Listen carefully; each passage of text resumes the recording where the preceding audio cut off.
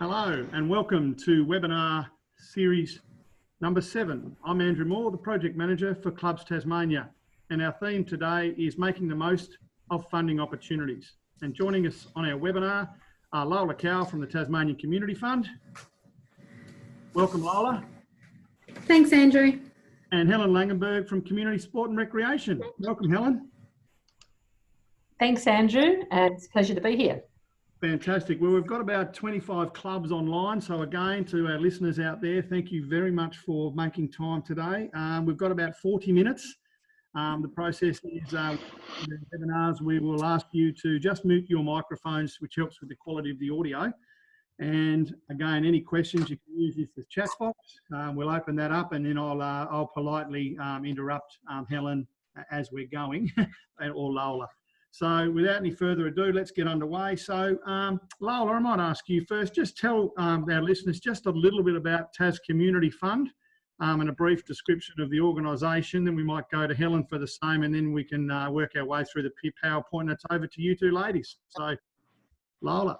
Thanks, Andrew. So the Tasmanian Community Fund was established in 2000 after the sale of the Trust Bank. It's managed by an independent board, and each year we receive a legislated appropriation.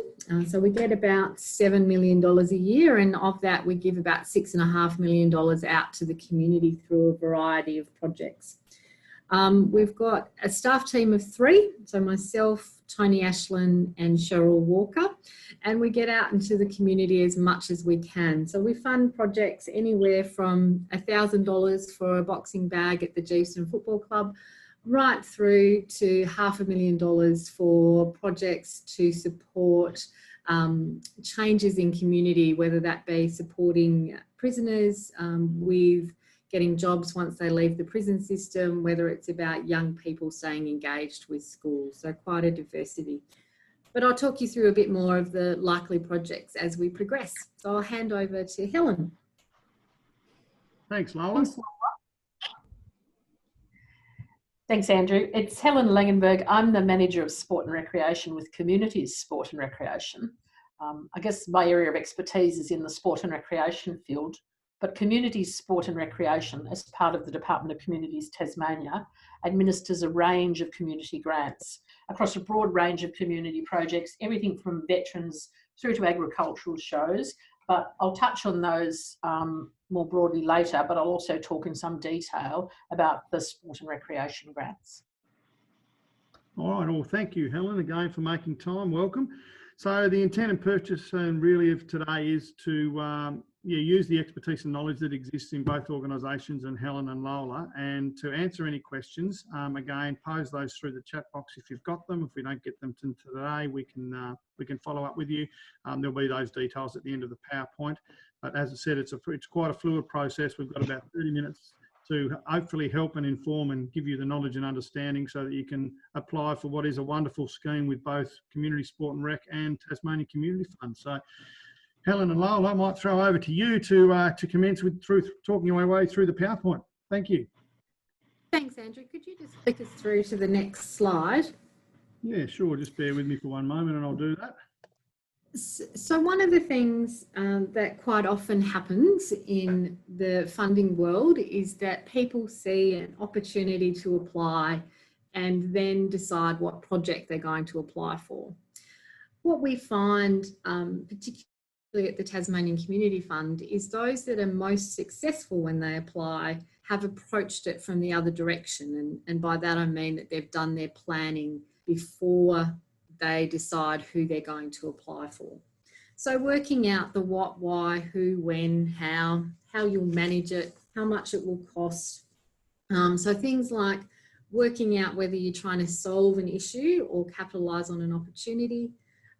Making sure that you've talked to everybody else in the community so that you can maximise the community outcomes, and also so that you can just work through with others about how, if you made a slight modification to the project, you might actually be able to work in partnership and actually apply for a little bit more money or seek a little bit more money, but achieve so much more. It gives you the opportunity to work out why you want to do it, who will benefit in your community, how the community will support you, and if there's any evidence of community need. You work through in the who space, who will volunteer to help you, who will support you, who your partners will be, and who will benefit from the project.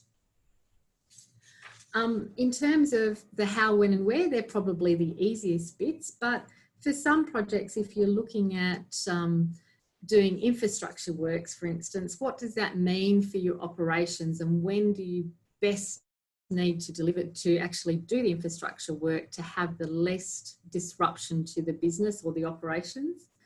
And in terms of where it will happen, be really specific, and also check out what the planning requirements are for that space and whether you can meet those. And you don't need to do a development application, but at least have that conversation with the council so you know what you'll need to do if you can find the money.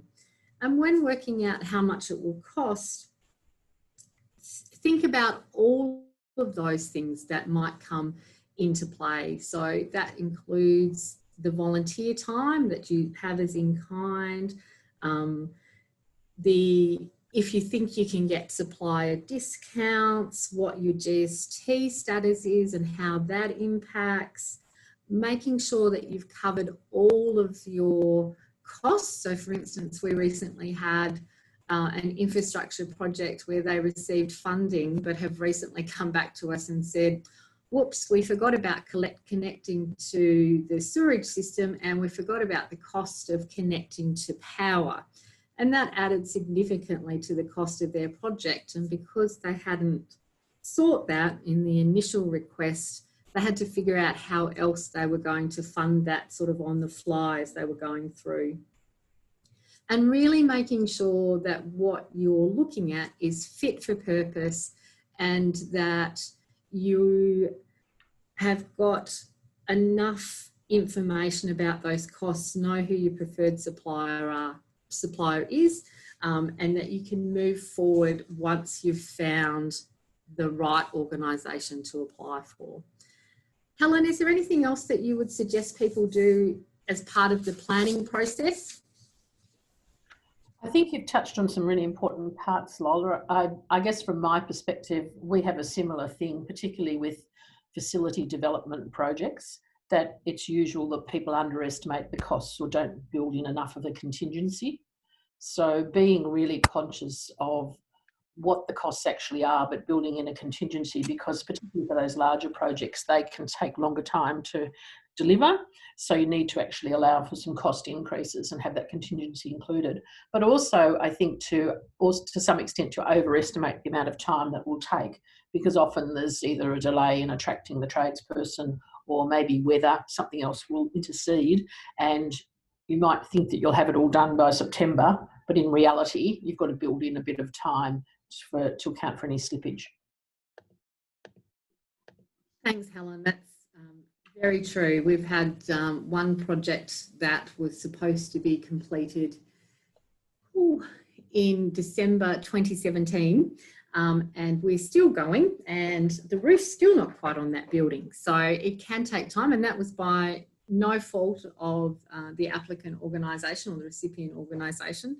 There've just been a number of issues as they've progressed on. But we're really looking forward to it coming to the end. So that's the other part, is that the funder is your friend from the beginning to the end. So all of these questions you can ask yourself, and then when we do get to the funding dating game, as I call it, you've got a list of questions that you can talk to the funder about, because they'll be the ones that provide you with details of your eligibility. So it really is important that they're your first point of call. Andrew, could you just flick us to the next slide? Yeah, certainly can. Just give me a moment. So once you've done all your planning and you're really comfortable with what it is that you're trying to achieve, and you have organisation support. By that I mean that it's been to the committee, you've talked to your membership, you've done all those things to make sure that there are not going to be any hiccups along the way. So for instance, we've had a project in the past that's made it all the way to the project presentation by a group within an organisation. And at that point, we've realised that it doesn't actually fit with the organisation's strategic objectives. And so that's really been a waste of that group of people's time, because it takes time to write applications. So just make sure that all that's sorted before you start the grant dating game. So granting is one of the ways to fund a project. And so there's government grants, there's philanthropy. So there's an organisation called the Foundation for Rural and Regional Renewal. They're specifically focused on funding regional and rural communities, with a preference for communities of less than 20,000 people. So that's an opportunity. There's corporate funding. So all of the banks, particularly Bendigo, if you're in a community that has a Bendigo bank, all of the government business enterprises, all of the real estate agencies, all have community grants programs. So there's lots of opportunities. It's just a matter of finding the right one. As you would no doubt know, there's also opportunities with fundraising and sponsorships, crowdfunding. So it's really a matter of working out what's the best approach for the project that you're looking for funding support for, and being conscious about the amount of time, the amount of money that you're seeking, and in turn the amount of time that it will take to do the task that you're looking to find that money through. So for instance, if you're looking to the Tasmanian Community Fund for a grant between 20 and 70,000, which would be one of our mediums, we know from planning through to submitting the application, so that means getting all the letters of support, the quotes, all of those things, it takes about 40 hours. So you really need to be comfortable that the amount you're seeking justifies that investment. So if you were going to be asking for $1,000, I'd encourage you to weigh up whether you're better off talking to Bunnings about having a barbecue, or putting in that amount of, or putting in for a small, probably about 10 hours worth of work to do a small application. So just think about those things. If you decide to go with a grant application, you need to make sure it's the right fit. So to start with, check the websites, read the guidelines, but as I said, most importantly, talk to the funder. They're the one, no funder wants to waste your time in putting in a submission for something that they're never going to fund. So they're really keen to have the conversation with you about your project and whether it fits or not. And if it doesn't fit with them, they'll happily point you in the direction of some other organisations that it might fit with. So just have that conversation as soon as you identify the opportunity. And then if it is a good fit, when you're writing your application, assume that the reader, the person who's making the decision, doesn't know anything about your project, and in many cases doesn't know anything about your community. So for instance, if you're applying to the Commonwealth Government for a project, the person reading your application in Canberra may not even know where Elderslie is. So describe your community for them so that they can get a sense of, excuse me, what that community looks like, feels like, and how connected you all are, and then what difference the project will make to that community. Make sure you use clear and simple language, and you avoid jargon as much as you can. Once you've finished drafting your application, get someone who doesn't know anything about it to read it. Then ask them what you're trying to do, how and why. And if the answer they give you is different to what you think you're asking for, then you've got a bit more work to do, because the person who's reading your application will be reflective of the people who are making the decision about your application. And if they can't quite understand it, chances are the decision maker won't be able to either. So use that as a bit of a test. some funding organisations, including the TCF, offer a draft application review service, so you can get them to have a look at your application and just see if there's anywhere that you need to do some more work. Helen, have you got anything you'd like to add around opportunities and right fit? No, I think you've touched on the really important factors, Lola, but I just wanted to mention that we also offer people the opportunity to submit a draft application or to talk through their application with us before they submit it finally. Because I think that idea of somebody having a look at it from the outside in is really important. Often people take as read that the funding body knows all about their club or how important a project is, and in fact they don't. And I think organisations often sell themselves short. So if that opportunity is offered to have your draft submitted and have a review of it, please take it up, because we're all trying to get the best outcome for the community, no matter who the funding body is. So we're really keen to see good projects get up rather than necessarily just reward good grant application writers. Absolutely. And just to touch on that, the TCF recognises that some organisations do have people employed to write grant applications, but we're really conscious that it is often those grassroots community volunteers who write with passion, who can really tell the story about their community and their projects. So please, if you have any concerns, talk to the funder and they will talk you through that process and what they're really looking for in each of those questions. And please don't think that you will be judged against professional grant writers, because it is about your project outcomes, not necessarily the quality of your writing. So just keep that in mind. Andrew, could you move to the Community Sport and Recreation Grants page? And I'm going to be quiet for a while because I've done enough talking, and hand over to Helen to talk you through the CSR grants. No worries. And just before Helen gets started, I might also mention that both Community Sport and Rec and Tas Community Fund have fantastic websites with lots of information that's available for you to go and have a look at as a community club. And they also provide a great service in that their previous successful applicants are often listed there in previous rounds. So you can get a bit of a guide around what projects have been funded before. And I found that that's really, clubs will tell us that that's a really valuable resource for them to get a guide of, what kind of project that they're looking at in their club and is likely to be funded. So as I said, that's all there on their websites. Over to you, Helen. Thanks for that fantastic ad, Andrew. That was fabulous. And certainly there's a lot of information available on our website, but also we have staff that are readily available to answer inquiries or to assist people with any information about our grants or any other details. I thought I'd touch on what we call return to play. And whilst all of the information that Lola provided about planning your project and having that ready to actually then investigate funding opportunities, from time to time, and particularly at the moment when we're dealing with COVID-19, there'll be grant programs that are developed just to address the circumstances we're currently living in.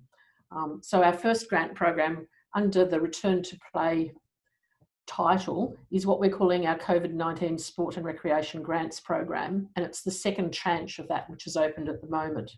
So under the first amount of funding, we provided assistance to state sporting organisations and others to keep people employed when they'd suffered a loss of income due to COVID-19. So I think we allocated just over $1.9 million to 25 organisations, and that assisted in keeping 187 people employed within the sport and recreation sector in Tasmania, which is fabulous because we all know there's not enough people employed within the sector and it relies very heavily on volunteers. So the second tranche of funding is currently open. We have nearly $1 million to allocate, and there are grants of $3,000 to grassroots sporting clubs to assist with whatever they need to return to play. That can be anything from hand sanitizer to additional face masks for hockey clubs, through to signage at your venues, maybe additional equipment because you no longer are able to share it or don't feel safe in sharing it. So the information is available on the website. It's a first in, best dressed funding program. So we'll be assessing the applications as they're received. It's only been open nearly 2 weeks and we've already got nearly 200 applications. So if your club is facing additional expenses as part of returning to training or returning to play, and has incurred those expenses past the 8th of May, which is when our roadmap to recovery, the Tasmanian Government roadmap to recovery, was developed, you can provide the receipts or provide the information and lodge an application form. It's a pretty simple application process. Effectively, the club has to be incorporated and not for profit, and it has to be affiliated with the appropriate sporting organisation or sport or recreation organisation, and that will make you eligible, and provided the equipment or the other purchase is related to returning to play in the COVID-19 environment, you'll be eligible for that as well. So I'd urge people to get applications in if you think you're eligible for that, sooner rather than later. The program's open until the end of August, but we'll be closing it when we run out of money. So I can't see it staying open for that long. In reality, it'll be lucky to make it to the end of this month. So that is really something to get onto straight away. The other sport and recreation program that's open at the moment is a more longer term one, and that's our Improving the Playing Field Grants program, which is aimed at people developing facilities or environments in which to play sport and recreation. And that has grants from $25,000 up to $250,000 available to sporting organisations or to councils. That's offered in the more traditional manner. So we have the small grants stream of that, which is for grants of between $25,000 and $50,000. That's open until the 4th of September, and they'll all be assessed in a comparative basis with each other based on need and demonstrated ability to meet the criteria. The large grants program is also open, and that's for grants from $50,001 through to $250,000. And that's open until the 23rd of October. There's no need under that grant program for the applicant to make a matching contribution to the request. However, other contributions may mean that the application gets a higher priority in the funding process. So particularly if it's a significant facility development, we would be looking for it being used by potentially more than one club or being shared across a number of clubs, or have support of the state sporting organisation in terms of it being a priority, or the local council in terms of it being a priority as well. Have a look at the guidelines and the application form on the website, and feel free to get in touch with us if you've got any inquiries about that. They're the two main sport and recreation grant programs, which I think most of you are interested in, the sport and recreation side of things, that are open at the moment. We also provide, on a more general sense, a grants alert, which is an email newsletter that goes out to anybody who wants to subscribe to it. So if you're interested in subscribing to that grants alert email newsletter, just send your email address through to Andrew. Is that okay, Andrew? Yeah, that'd be great, Helen. Happy to play a role there. Okay, so if you send your email address through to Andrew, and what I'd probably like is your name and what club you're also representing, and send your email address through to Andrew, and he'll forward them on to us and we'll subscribe you directly onto that. You're just interrupting there, so I'll have a list through the Zoom platform of everybody who's attended today, and so we'll make sure that we get all the information sent out, and then we can have any other information that Lola or Helen want to add to that. We can do that. Okay, that's fine. Most of our grants we also offer on an annual basis. So we have a range of sport and recreation grants that are offered each year. This year is slightly different, obviously, because of COVID-19. So there are some changes to that. We normally have a minor grants program and a major grants program offered in the sport and recreation space. They're both on hold this year and effectively have been replaced by the current programs that are open, because they've got more lenient requirements. We'll be making announcements about what happens with minor and major, I would think probably later in this financial year or early next year. The other thing that's affected those programs is the fact that the funding for them comes from the community support levy, and given the fact that gambling venues have been closed down for the duration, the income that we're receiving is reduced. And that's why the Tasmanian government, I think, has made available the funding for both improving the playing field and for our sport and recreation grants. Helen, if I could just jump in there. I've got a question from Rhonda, who's from Georgetown Council. If I could just share for both you and Lola, who asked a question there about a grant application is for works to infrastructure for a sporting club on council land. Is it preferable for council to submit the application or the sporting club to apply for the grant with a letter of approval? So if either of you could answer that for Rhonda, that'd be awesome. I can answer from our perspective, Andrew, and so from a community sport and recreation perspective, particularly if it's for a significant facility development or one that involves multiple clubs, our preference is for the council to make the application. The reason being that, no disrespect to the volunteers that run sport and recreation clubs, they're very good at delivering sport and recreation, but as Lola touched on, there are complexities in terms of managing projects, keeping all the necessary documentation, doing the acquittal processes, and also just managing it more generally. If it's on council land and it's a significant project, we would prefer the council to be the applicant. Yeah, really good advice, Helen, really good advice. And Lola, anything to add around that? For the Tasmanian Community Fund, it's very similar. It depends on the scale and what you're trying to achieve. For projects, for larger projects that require cash contributions and they are increasing council assets, then we would look for the council to be the applicant. But for smaller infrastructure projects, whether it's in a kitchen upgrade or new toilets, then quite comfortable for the sporting club or to be the applicant with council providing a letter of support that's clear about where the project fits within their priorities. Thanks, And Lola. back to you, Helen. Okay, and I think that leads me to an interesting little path actually. So from a community sport and recreation perspective, particularly in the sport and recreation space, our focus is very much on allocating grants that are directly related to people's participation in sport, recreation and physical activity. So the focus is very much on the playing surface, the goal posts, the things that are necessary, the indoor facilities in which you play. And so things that the Tasmanian Community Fund might fund, such as kitchens or spectator areas, are not our priority. They would fall much lower down our priorities than something that was about improving the ground, for example, upgrading the drainage, improving the playing surface, resurfacing a court, something directly related to sport, recreation and physical activity, and not the ancillary activities that are aligned with it. And of course, we don't provide any funding for bar areas or for areas in which there's gambling either. That's why I think, to touch on what Lola said earlier, it's really important to look at what your project is and then to look at who's best suited to be able to provide funding for that project. The other thing I wanted to touch on in terms of major facility developments, which sometimes clubs work in conjunction with councils over, is that the Australian Sports Foundation also exists and provides assistance to the sport and recreation sector.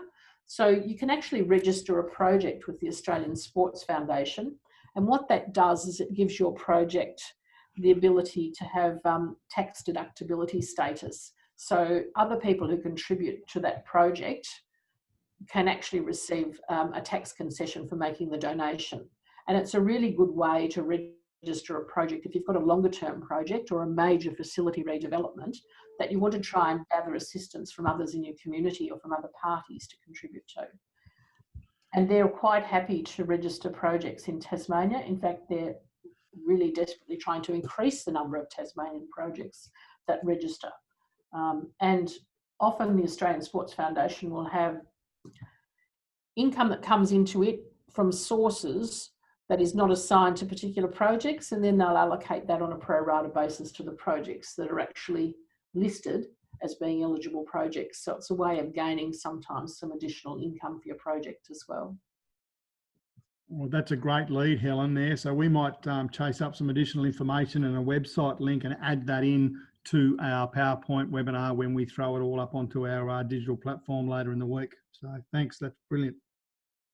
No, happy to do that, Andrew, as well, and provide you with that, and that's good. And I guess the other thing that we do, which is not specifically related to grants, is we do have a monthly newsletter for the sport and recreation sector throughout Tasmania. It's a free electronic newsletter called Actively in Touch, and people can subscribe to that on our website, or again, maybe if they indicate that they want to subscribe to Grants Alert and want to also subscribe to Actively in Touch when they let you know, Andrew, we can subscribe people to that. So that provides more general information of interest, and that's an opportunity for clubs or other organisations to promote the good things that they're doing as well. Okay, thanks again, Helen. All right, I touched on the other range of grants. Sorry, just to cut you off there, Andrew, but I did touch on the other range of grants that communities, sport and recreation administer. Everything from veterans grants to agricultural shows to multicultural grants, men's sheds, International Women's Day, a whole range of grants. Most of those are closed at the moment, but nearly all of them will be reopening within coming months. So certainly keep an eye out on the community's sport and recreation page. There's a page specifically related to funding and grants, so you can readily access the current grant programs, whether they're open or not, when the closing dates are, and any other information. And I think, as you touched on, even the history of grants that have been allocated in the past. All right. Thanks, Helen. I think the last slide's Lola's, is that right? And we might flick across to that. Is that CSR done, Helen? I think I've said more than enough, Andrew. I'll hand over to Lola. All right, back to you, Lola. Thanks, Helen. Thanks, Andrew. So the Tasmanian Community Fund has made a decision to hold a COVID-specific response round. So the TCF has dipped into its reserves and we've allocated $3.5 million for the round. That's now open. We're looking for small, medium and large applications. Small up to 20, medium 20,001 to 70,000 and large between 100 and 500,000. As our name might suggest, the TCF is most interested in projects that provide benefits to the Tasmanian community. So, but for this round, we're looking at projects that support Tasmanians not to be left behind, and there are a variety of issues that sit in that space, including educational outcomes, drug and alcohol misuse, access to local food, and improving outcomes for people living with a disability.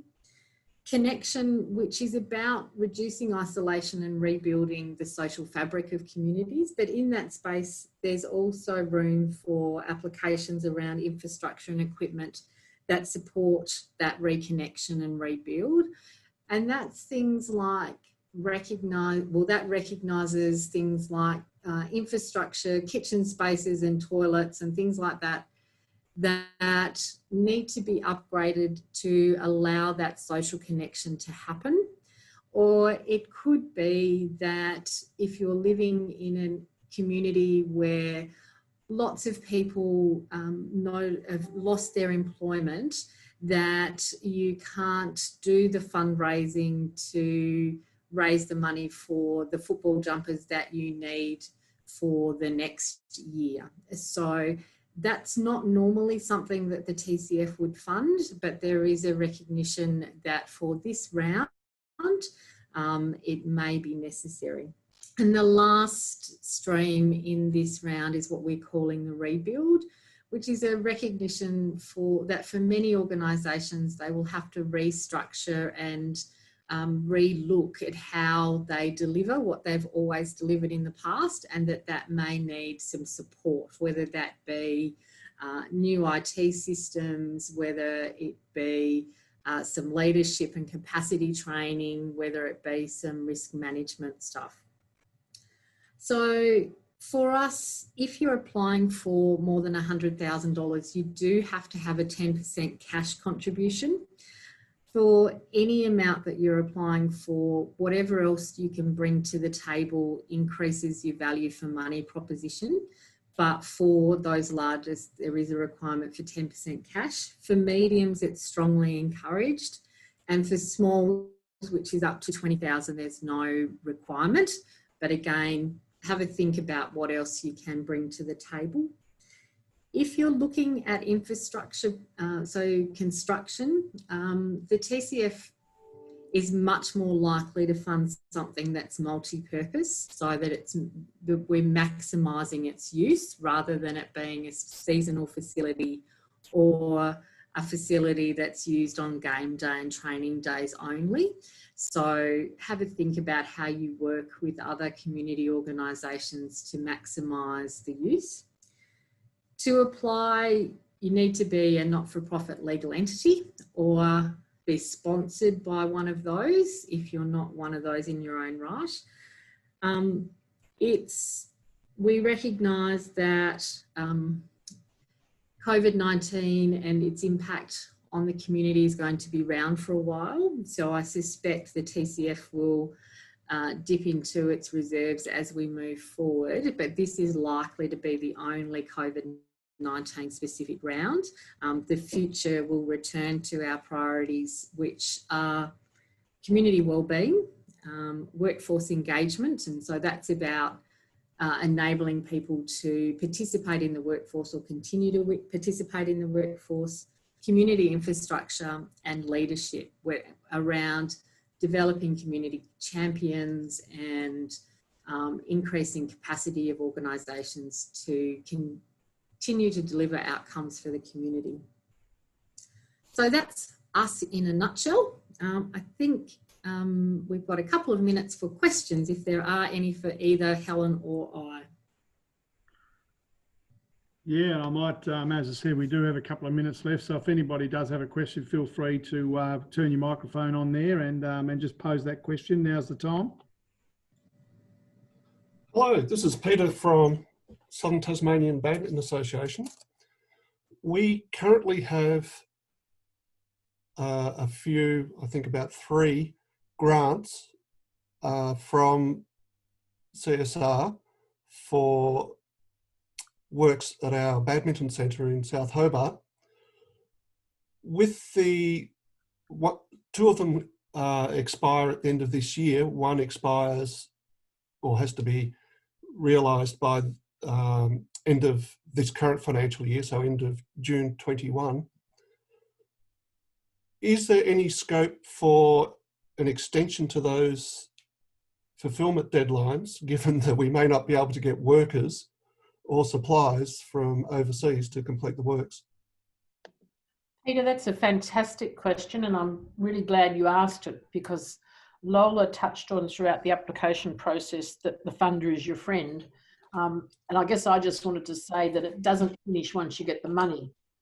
It's really important, should you get a grant, and then should the circumstances change through whether it's your fault or whether it's not your fault, whether workers aren't available, whether the weather intercedes, whether suddenly the roof falls off and you have to do that instead. It's really important before you change anything, or if you're even thinking about changing something or you're running into difficulties, that you have a conversation with the people who gave you the money. And also that you get prior approval for any change to the purpose or for any change to the circumstances. We occasionally have people who go astray and get the funding for one purpose and then want to use it for something else. We have some flexibility about that, but only if we give approval prior to it being done.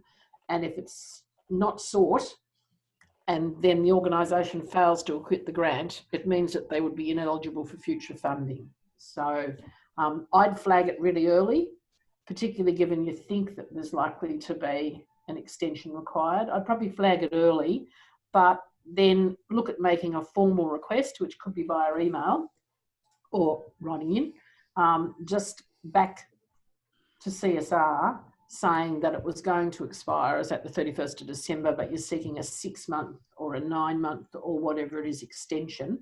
And as I said earlier, overestimate the amount of time that it's going to take. So obviously going through the paperwork and granting an extension takes a little bit of work and effort on our part. So we're a bit loath to do it more than once. So if you think it's going to take you 3 months to complete it, ask for 6 months rather than 3. Anyone else there have a question to either Lola or Helen? No, all right, that's all good. Okay, so as I said, on behalf of Clubs Tasmania, and our role is to work with peak bodies like Tas Community Fund and Community Sport and Rec to help strengthen the community club industry. We do appreciate the fact that Lola and Helen have prioritised this today. We've had 25 people live, and what we'll do later in the week, so hopefully by Friday, we'll load this up to our digital platforms, and we will also email each of you a copy of the webinar so that you've got that to share with your broader committee or your board, and we'll also include that through to you, Lola, and to you, Helen, for approval prior to doing that. So, but again, on behalf of Clubs Tasmania, thank you very much to our participants. Thank you very much, Lola and Helen, for your time. Thanks for the opportunity, Andrew. No. And as I said, our next webinar in 2 weeks is all about accounting and making sure that you're keeping good financial records. We'll be hosting Kerry Johnson from Complete Information Solutions, so stay tuned for that one. But on behalf of Clubs Tasmania, enjoy the rest of the week, stay safe, and thanks for listening. Bye for now.